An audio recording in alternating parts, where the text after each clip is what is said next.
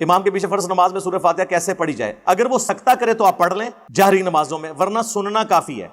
رہ گی زور اثر یا عشاء کی آخری 2 رکعتیں، مغرب کی آخری رکعت، تو اس میں آپ پڑھ لیں۔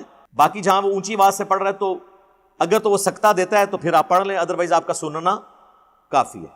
اور ایون اگر آپ فاتحہ کے بعد بھی شامل ہوئے ہیں تب بھی آپ کی وہ رکعت شمار ہو جائے گی۔ اس میں میری ویڈیو ریکارڈ ہے فاتحہ خلف الامام کے نام سے، جس میں نے بتایا کہ اہل حدیث اور حنفی دونوں ایکسٹریمز کے اوپر ہیں۔ اہل حدیث نے بھی بہت غلو کیا ہے اس مسئلے کے اندر، اور امت میں صرف ایک بندہ ہے وہ اس کا موقف ہے اہل حدیث والا، باقی پوری امت کا موقف اس کے خلاف ہے، اور وہ ہے امام بخاری۔ امام بخاری سے پہلے کوئی بندہ ایسا نہیں ہے جس نے اتنا سخت موقف اڈاپٹ کیا ہو امام کے پیچھے فاتحہ کے مسئلے میں، لیکن انہوں نے بھی انصاف کیا ہے۔ انہوں نے جو جز القراء لکھی ہے اس کا سٹارٹ ہی انہوں نے اس سے کیا ہے کہ قرآن کہتا ہے وَإِذَا قُرِئَ الْقُرْآنُ فَاسْتَمِعُوا لَهُ وَأَنصِتُوا، کہ جب قرآن کی تلاوت کی جائے تو خاموشی سے سنا کرو، متوجہ ہو کر، تاکہ تم پر رحم کیا جائے۔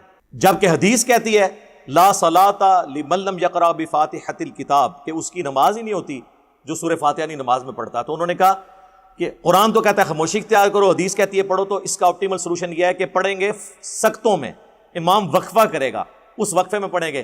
یہ اہل حدیث جس طرح پڑھ رہے ہیں نا کہ امام بھی پڑھ رہا ہے اور پیرلل میں وہ پیچھے پڑھتے آ رہے ہیں، یہ غلط ہے۔ اور اس میں وہ سہارا لیتے ہیں مسلم کی حدیث سے اقرا بہا فی نفسک، کہ حضرت ابو ہریرہ نے کہا تھا کہ اپنے جی میں آہستہ آہستہ پڑھ لیا کرو۔